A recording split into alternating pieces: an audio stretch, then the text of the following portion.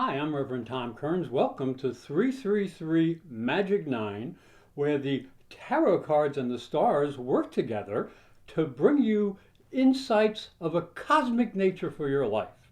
Please take a moment to subscribe and hit the little bell for notifications so you'll know when new videos are put up.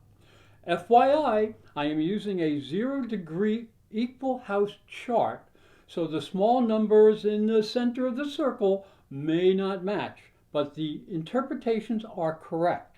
I am doing this to conserve paper due to the many forests that are being destroyed by fire. Now, let us take a closer look at your cards and stars. October is always a transitional month, and the first week of October starts under the light of the full moon and the tarot card Luna, the moon.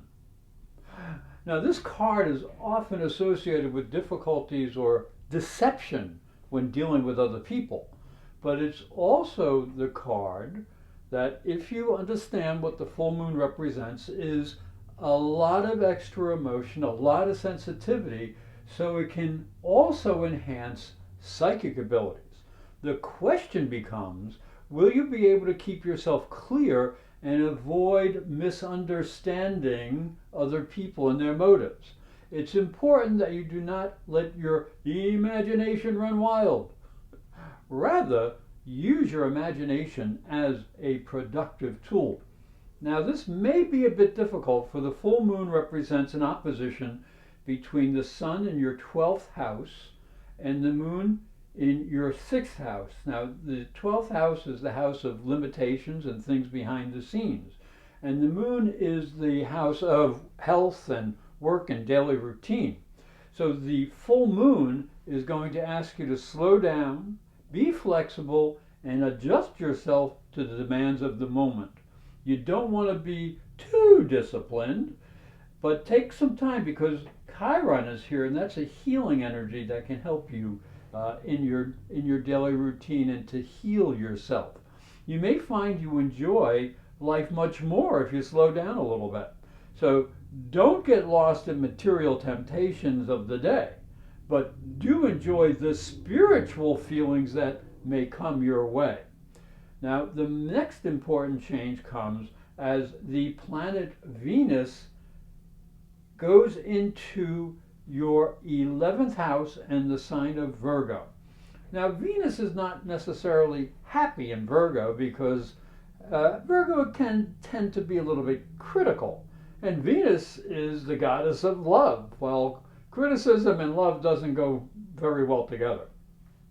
But when Venus transits your 11th house of social and associates, people, groups, and things of that nature, then you might have some opportunities by becoming involved in humanitarian causes, social groups, the arts, and entertainment.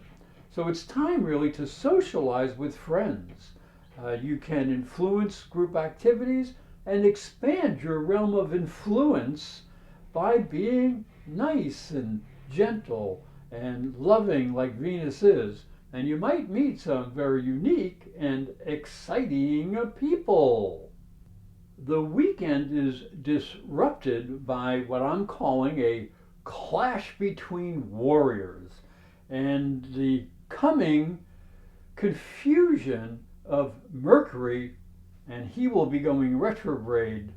So the sense of Mercury going retrograde, I am using the Tower card, and with all the other hard aspects that are in the chart, because the Tower energy is one of disruption and unforeseen changes.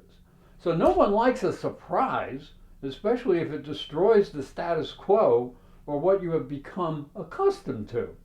So make sure you are careful in how you react. You don't want to go off the handle, and you don't want to let your ego get out of control. There is plenty of energy here, and there may be people looking for fights. And if you get into a fight, it might wind up being a fight to the finish, and you don't want that. Now, the week ends as flighty Mercury in your first house of personality opposes Uranus in the seventh house over here of relationships. This is a disruptive and confusing energy, and this aspect happens twice this month on the 7th and the 19th because Mercury is going to be going retrograde. So Uranus in the seventh house brings challenges through business and personal relationships. This is the house of going before the public, so don't take foolish risks in public, and don't do things just to please other people. It's almost like you have to live within the letter of the law and the law of common sense. And don't get into a battle of wills that you cannot win, and guard your public reputation. So, the Uranus opposition to Mercury is in your first house, suggests that you have to be careful with what you say because what pops in your mind might pop out of your mouth. So be a little bit careful and don't be too willful and don't be too erratic, or you could create some problems for yourself. Now, the next aspect is Mars in the sixth house. And this is a house that deals with work and your health, your physical and your nervous energy. And this suggests that that will be enhanced or heightened. So you'll need to approach work projects in a very efficient manner. That's a good way to use that energy of Mars. You also may want to start a diet or go to the gym, and you'll feel like you can overcome any obstacle that's in your way. You'll feel energized and successful. But there's a little problem here. As you can see, there is a square aspect down to Pluto, and Pluto's with Saturn and Jupiter. The Pluto aspect is exact. So you're going to have to be a little bit careful because Pluto in the third house intensifies your need to open your mind and be understanding and to communicate with care, because Pluto can see through anything. So you can harness the power of your mind to analyze and understand new information, and you can be very sharp. Now that's the problem, so you have to be careful. So madness is confusion. Clarity, if you can gain it in under this energy, may be the gift that comes with it. Now the Hanged Man is a very interesting card in tarot because the Hanged Man, you would think, oh, he's upside down, there's something wrong. But if you look at him very closely, you'll see that he is not perturbed at all. In fact, he is very gentle in his hanging upside down. And that can be the lesson here, because the Hanged Man asks you to take a different perspective.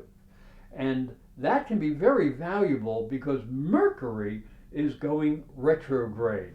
And this is happening in your first house on the 13th of the month. So you have to be a little extra cautious in communications, what you're talking about, and where you're going, where you're moving around, even in your local area or at your job. And you have to be careful with details. You have to watch what you say because your logic feature, which is usually very, very good, you can filter out anything. It may be out to lunch under this.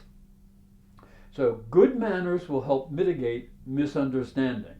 Now the Sun will be moving down to conjunct Mercury on the 25th, and this can add some extra energy and a little extra confusion due to some hidden emotions. So do not act out of fear or inferiority. The week of the 17th through 24th, the third week, the card selected here is the Lovers. Now this is I love this card.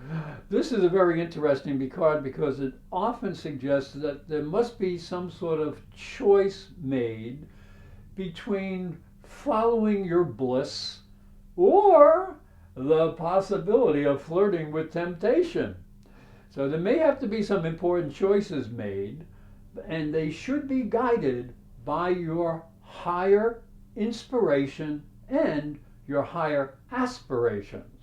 So you must remember that love is a serious adventure that demands cooperation and commitment between two people. Now, this is really important because there is a opposition between Neptune and Venus. And this is from the 11th house to the 5th house. That's the house of romance right there.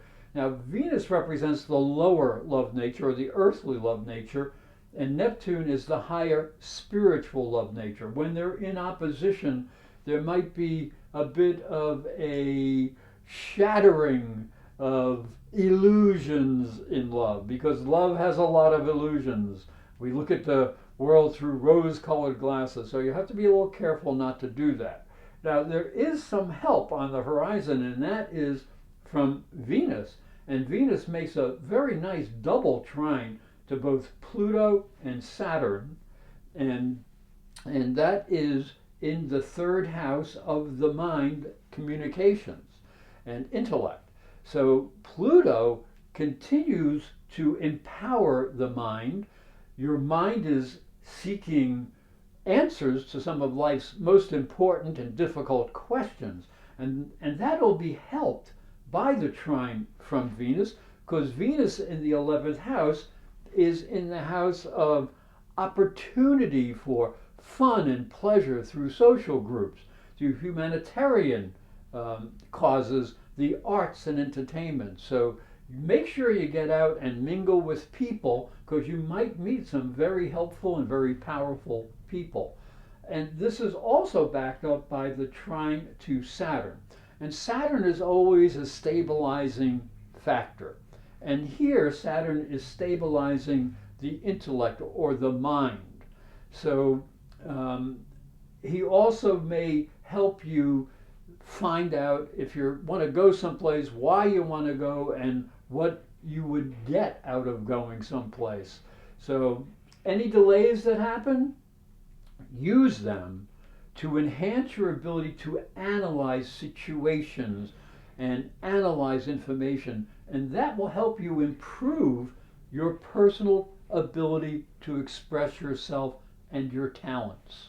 As we get to the 4th week, the 25th through the 31st, the card is the 4 of Swords. Now, the energy in this card, as you can see, is one of rest and recuperation. Now, there has been so much energy going on over the past few weeks. This may be an especially good time to take a little extra time for rest and recuperation, because you need to gather your forces together. You may need some quiet, some solitude, because you're going to have to prepare for what is coming in the near future. And that is the combination of the full moon, which will be going all the way around the chart, and conjuncting Uranus. Now, that is a very interesting conjunction, because we're going to have the full moon. The sun will be in opposition to the moon, and you're going to have the moon up here with Uranus, because the sun moves down here, the moon goes all the way around, and that is something that you need to be aware of. What's happening is we're using the Wheel of Fortune to represent this energy, because the Wheel of Fortune is an energy that can bring change. So with this happening, with this opposition of the sun, the full moon to Uranus, that is definitely an energy of change, sudden unexpected events, maybe emotional issues, so you need to be aware of that. So the sun will be in your 1st house, and that suggests that you want to express yourself. The moon is with Uranus in the 7th house, and that represents partnerships, business partners, or relationships. So you're going to have to be balanced between your personal expression and the needs that other people have to express themselves. So be a little extra sensitive and aware of, number one, are you acting too independent for your own good? And what do your partners need from you? What are they bringing to you? So you need to look at the world a little bit narrow lens. That way you can see with more logic and less emotion, and you'll act to gain approval before you go jumping off a bridge. So ask first. Now, this is also an energy of leadership, so understand that if you're in a leadership position, a really good leader knows when to follow their own path and when to cooperate with others. And that might be the challenge here. So just remember that wisdom avoids conflict. Thank you for watching. Please like and share these videos with your friends, for they are free. That's a great price. And I hope you have a great month.